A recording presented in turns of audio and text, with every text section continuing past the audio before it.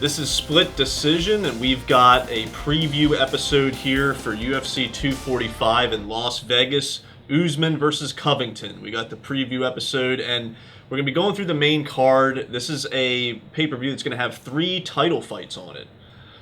Yeah. I mean, end the year on gangbusters, you know? That's how you got to do it.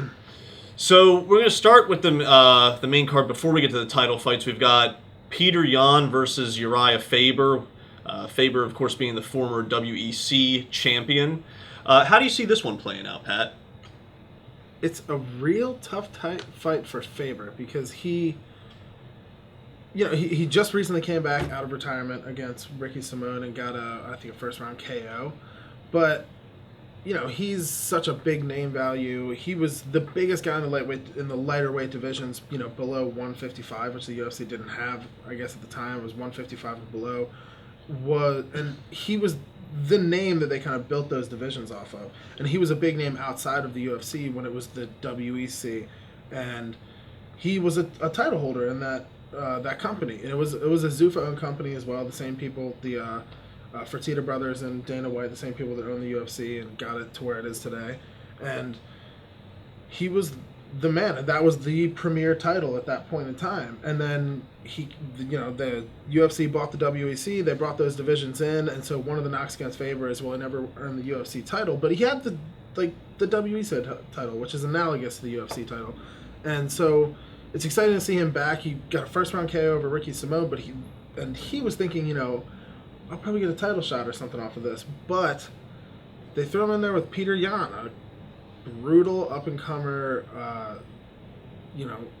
challenger in the division, and he holds wins over some big names in the division. He beat John Dodson. He beat Jimmy Rivera in impressive fashion. So this is for sure a number one contenders fight. So Faber's getting his wish. He's going to be on the title next, but this is not a gimme fight for him at all. No matter how big of a name value he is, this is a tough fight. And so this, in your view, kind of follows the model of the seasoned veteran against the up-and-comer, right? It does, but this one, to me, has, outside of what we've seen, last weekend, we saw Alistair Overeem get knocked out by Jair Rozenstruik in brutal fashion in the last round, 4 seconds in the last round. But, so, a lot of times we see that happen, and I pick the guy that I love, the grizzled vet who's smarter, and it's a better game plan, and better skills, and you usually go for the younger guy, and it doesn't go well for me most times. But this one, for some reason, feels different. First off, Faber has never looked like he was out of the game. Even when he left, he was like top 4 in the division. Came back, beat a young guy, super fast, should have beat Faber, but Faber came out and knocked him out, which he's never done before in his career. He's never been a knockout artist. And to see him come out and get a win in a different way is always fun. And he's coming back against Petr Yan, and like you said, it is that kind of matchup, but Faber feels different than most of those guys, So you think he's got a lot left in the tank, then? Yeah, for sure. He just had a daughter, so he's a new father. I think, who knows? But Petr Yan is also super exciting, and he's got some very awesome wins over some big-name guys. And to see Petr Yan go up there and challenge for the title, I guess he's got to fight Cejudo if Cejudo ever decides to fight again. But that's an interesting fight. I think Cejudo runs through him, so I would rather see the Faber versus Cejudo fight, but it's still fun. Moving on to the next fight, and then we'll, of course, get to the title fights, but we've got one more non-title matchup. It's going to be Marlon Moraes going up against Jose Aldo. And this is one where Aldo is actually coming down a weight class. He's going from featherweight to bantamweight, making his debut at a new weight class. So what can we expect in this one, do you think? I don't know, because of that kind of weird variable of Jose Aldo dropping a weight class. I have no idea how he's going to look. I don't know if he's going to be quicker, rejuvenated. I don't know if he's going to retain his power at that weight. I don't know what's going to happen. Moraes is a tough out for anybody. His last fight was for the vacant title. He fought Henry Cejudo for the vacant title after TJ Dillashaw tested positive for EPO. And, Moraes did not look great in that fight. He looked kind of defeated before he even lost the fight. Cejudo kind of put it on him, but before that, he looked like a world beater. And to see him going in there against a big name like Jose Aldo, who has looked just as crazy as Moraes younger in his career. He was the greatest featherweight of all time before Max Holloway, maybe still is, given his resume. Lost to Max Holloway twice, but he still has one of the best resumes in the history of the UFC. So you can never count him out of a fight.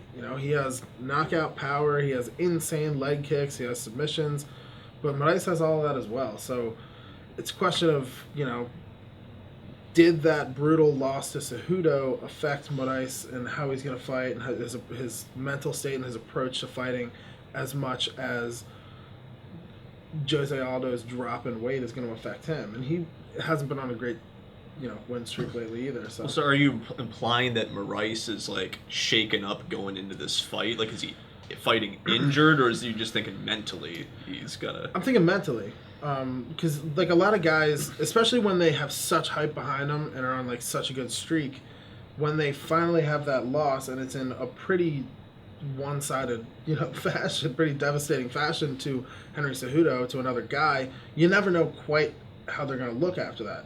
Some guys come back after a loss like that and their confidence is just shaken and they look totally different. They don't, they're not as aggressive, they don't move forward. That can change a fighter's entire game plan, but who knows? I have no idea what Moraes is going to look like, but Jose Aldo is kind of in that same boat where he's just trying to figure it out because he can't seem to put it back together after his 2 losses to Max Holloway. Well, and his loss to McGregor. Moving on, we've got women's bantamweight title match. The current champion, Amanda Nunes, is going up against Germaine de Randamie. This should be an interesting one. Of course, Amanda Nunes, arguably one of the best women to fight in UFC in its history. So, how do you see this one going? This is a really interesting fight. You say arguably the best woman in UFC history. I say bar none. Cyborg, second place, but Nunes beat Cyborg. Nunes has a first-round stoppage over every women's bantamweight and featherweight champion in history, which is pretty nuts. They've been around for a few years now. And knocked out Cyborg in devastating fashion in her last fight, coming back down to bantamweight to defend her title. It just looks unstoppable. I don't see much that's wrong with her game that somebody could exploit. The biggest glaring weakness in her game, which isn't really a glaring weakness, is just her wrestling. If you were to get somebody who is an insanely strong wrestler, they might be able to take Nunes down and control her on the ground, but that just doesn't happen. Her takedown defense is amazing. Her striking is great. Her range control is great. She has amazing power in her hands. Nobody has power like Nunes does in women's MMA. It's astounding. And she does hold a first-round stoppage over Randamie. But Randamie is a 10-time Muay Thai champion. She beat a man in a kickboxing competition. She has some of the best striking accolades in MMA right now. And she, for sure, has gotten much better since that fight against Nunes years ago. And she's on a great win streak right now, has looked amazing, and she is just, like I said, a super credentialed striker, and she, for sure, has the striking game to stand with Nunes. It's just a question of what approach does Nunes take, and is Randamie able to outclass Nunes on the feet? So I take it you see Randamie as an underdog in this one. Yeah. I mean, I'd be curious to see what kind of the odds are as far as betting on this one, but yeah, I wish I'd look them up at this point. But if you had to break it down by a percent chance, what percent chance you think we see an upset here? 30 maybe 40. I mean, if you're looking on paper and saying who certifiably has better striking, Randamie. But Nunes has knocked out Cyborg, she knocked out Ronda Rousey, she knocked out Holly Holm, she beat Valentina Shevchenko. That being said, Valentina Shevchenko is the best striker that Nunes has faced, and is a pretty an interesting style as far as it's a rangy kickboxing style, which Randamie also has. And Shevchenko is a much smaller woman, and those are the closest fights of Amanda Nunes' career, for sure. She holds 2 victories, but a lot of people think that Shevchenko beat Nunes. So, if anybody's going to beat Nunes, it might be a super technical kickboxer with a long range. That's exactly what Randamie is. I don't think she's likely to beat Nunes. She's definitely the underdog in the fight. Nunes has amazing power, has a good range, takedown defense, submissions, anything you want. She's also a bulldog, just walks forward, brutalizes people. But Randamie, if there's going to be a striking game to beat Nunes, it's what Randamie has. That brings us to our next title matchup, which is the men's featherweight title. We've got the current champion Max Holloway going up against Alexander Volkanovski. And, we both know that Holloway is a hell of a fighter. One could even say the greatest featherweight champion in history. So, is this a pretty clear-cut matchup, or do we have a potential upset in the cards here? I think there's a potential upset, but I just cannot bring myself to doubt Max Holloway that much. He didn't. He lost to Dustin Poirier, but it was up a weight class and all this stuff. Dustin Poirier is a giant featherweight when he was a featherweight, and a huge lightweight. Holloway's a lot smaller, but nobody has come close to beating Max Holloway at featherweight in years. He has looked amazing. He beat Frankie Edgar, he beat Jose Aldo, he beat undefeated contender Brian Ortega, who was buzzsawing everybody in the division. Volkanovski's coming up, and he has looked amazing, holds victories over Chad Mendes and Jose Aldo. His striking game is super diverse. He mixes it up well. He throws a lot of low kicks in combination with punches and, completely throws people off. His cardio is great. He changes levels pretty well. He has a good wrestling game. But Max Holloway has just looked so amazing against everybody he's fought, save Dustin Poirier lately, that it's hard to imagine anybody beating him, especially when Holloway's game is predicated on keeping people at range, peppering them with little shots, controlling how close they can get to him, controlling the range, and just continuously touching them. He just keeps moving forward and keeps moving forward here. He out-cardios people, he out-pressures people, and he has such a size advantage over Volkanovski that it's hard to imagine him being able to close that distance and land that big shot to really throw Holloway off. That being said, if anybody was going to do it, it's Volkanovski. Like I said, his striking game is super varied. He likes to throw combinations of kicks and punches, which completely throws people off. You're changing levels, trying to block a kick, trying to check a kick, and then a punch comes over the top. You never know what's going to happen with Volkanovski, and he's really, really athletic guy. He used to play professional rugby in Australia at 214 pounds. Dude fights at 145 now. And, dude, he's, kind of muscled up, he's not a skinny, tiny dude. He's got some heft on him, and he's 145 pounds. So you have to imagine this dude 80 pounds heavier. What's that look like? That's just crazy to think about. Yeah, and he's just tackling people and throwing them around on a rugby field. So he gets in here with these guys that are actually weigh 145 pounds, and he's used to tussling with guys that towered over him, And so if anyone was going to be able to close the distance on Max Holloway and push the pace and take the pressure that he has and be able to return the same amount of pressure, or at least handle it in some manageable fashion and try to implement their game plan with, varied striking, varying distance, and good level changes, then it's Volkanovski. Not to mention that he fights out of the same camp as Israel Adesanya and Dan Hooker, so that his striking game is really good. It's high level. That camp does a really good job of throwing people off with a lot of feints.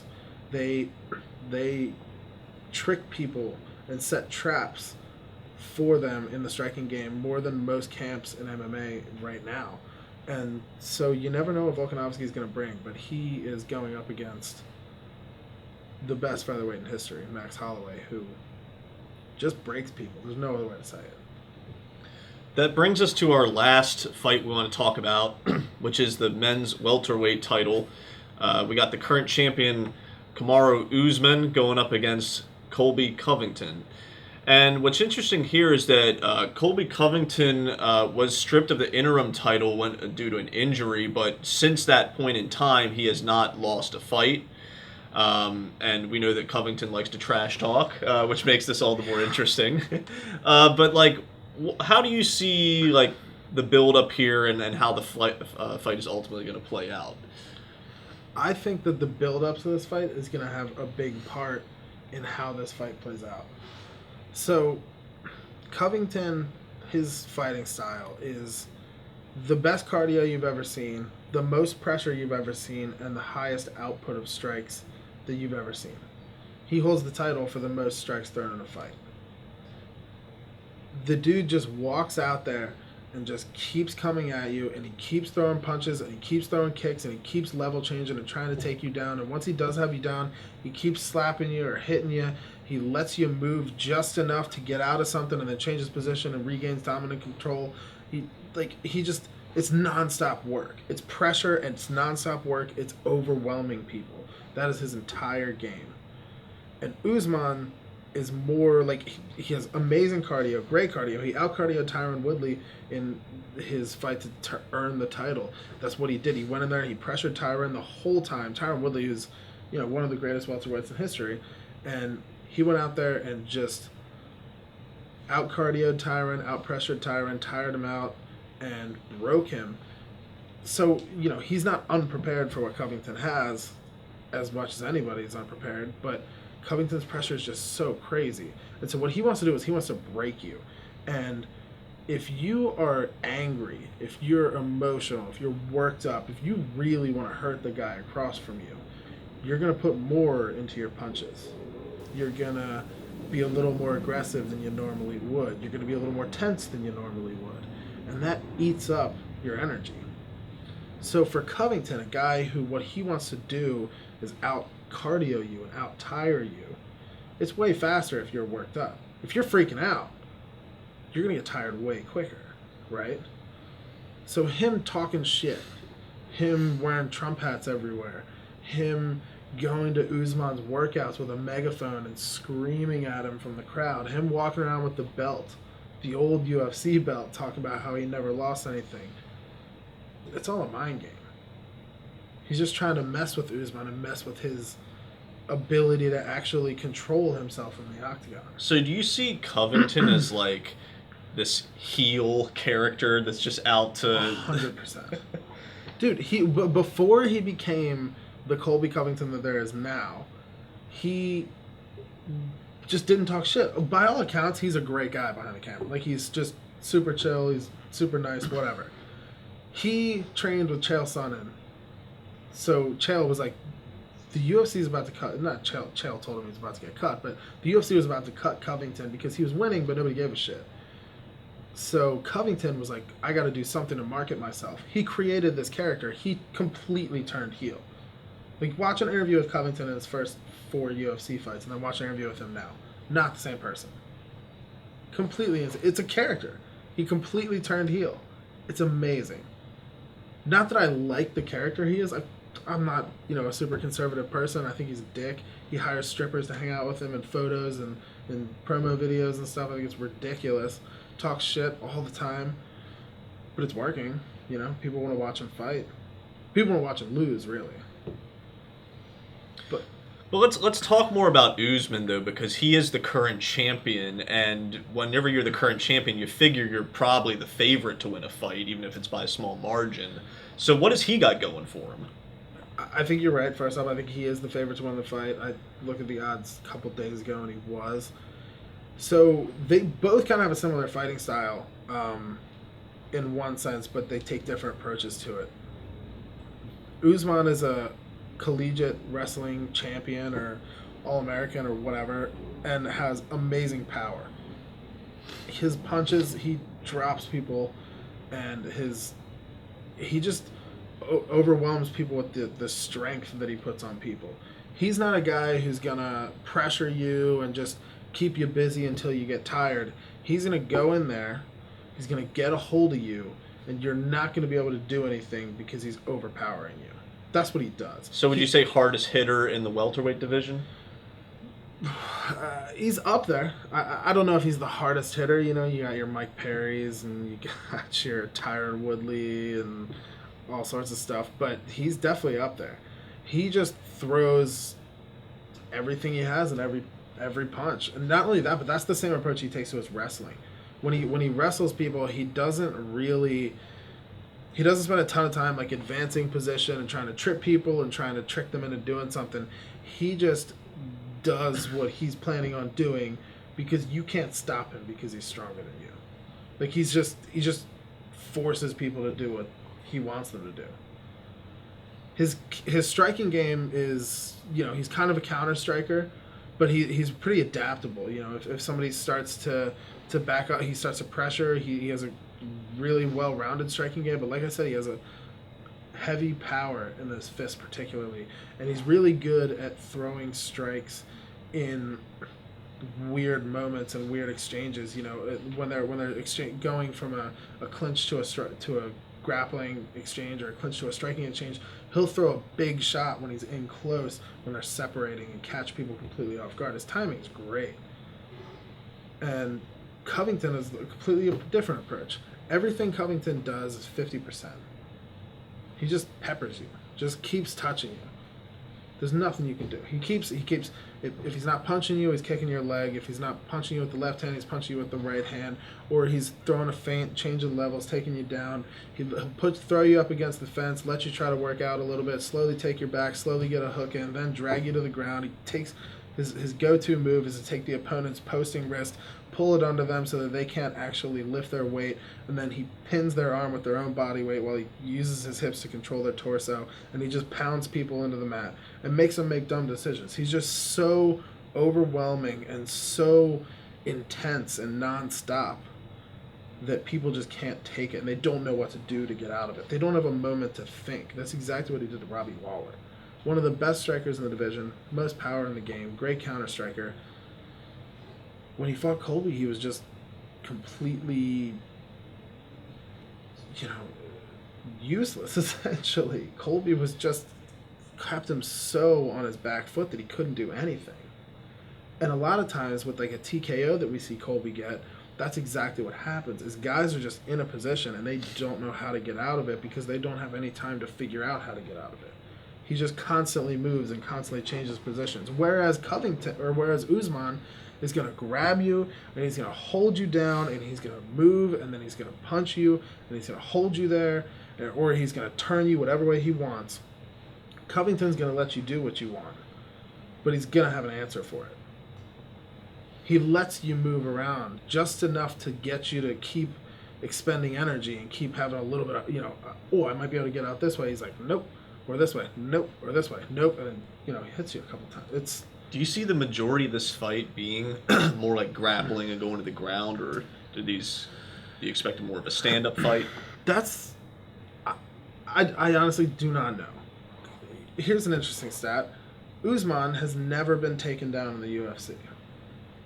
Covington's only been taken down once or twice, but Usman's never been taken down, and wrestling is one of Covington's biggest weapons. His takedown game and his ability to keep you guessing so that you don't know whether he's going to punch you or try to take you down is one of his biggest weapons.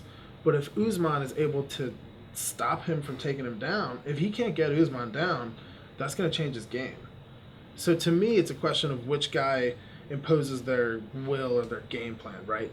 Does Colby's pressure and his unrelenting style overwhelm Usman and throw him off to the point where he's ineffective, like it has done to so many other guys? Or does Colby try to do that, get into Usman's grasp, and get overwhelmed by the power? Is Usman able to stop him from trying to stay loose and trying to move, adapt to what Usman's doing because he's just so overwhelmingly strong? Or does he catch Colby? We have no idea. If he could catch Colby on the chin in the first couple seconds, I would not be shocked. Usman can knock anybody out. he can pick you up and just hold you on the floor if he wants to. Colby might be a better wrestler, but if Usman's that much stronger, you never know. Well, we're just going to have to see what happens. Certainly an interesting matchup there. We'll have to see if there's a lot of takedown defense involved or if this ends up going to the ground and become more of a grapple fest. But interesting fight, interesting matchups on this card. We'd like to thank you, whether you're watching on YouTube or listening on our podcast. Make sure to follow LitTube going forward, like and subscribe, check out our website and our Patreon, and stay tuned for more content. Change is the future. Your mom's the future. Computers. Yep. Yeah, it's not like UFC DC or UFC.